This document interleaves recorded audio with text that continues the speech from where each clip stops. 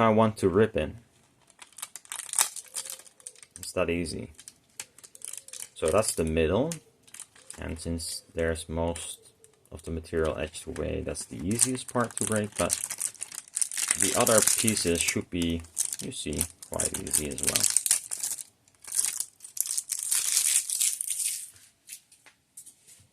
In my case, I could still use it this way, but I wanted to have a proper foil.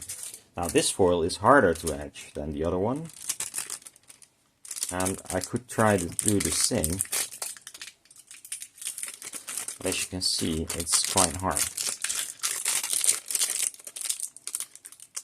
Let's see if I can...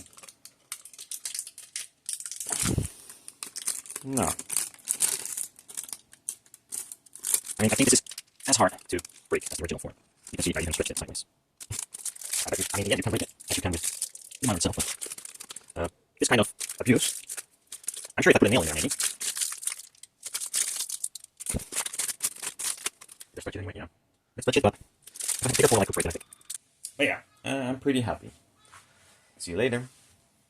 I hope you enjoyed watching my bench.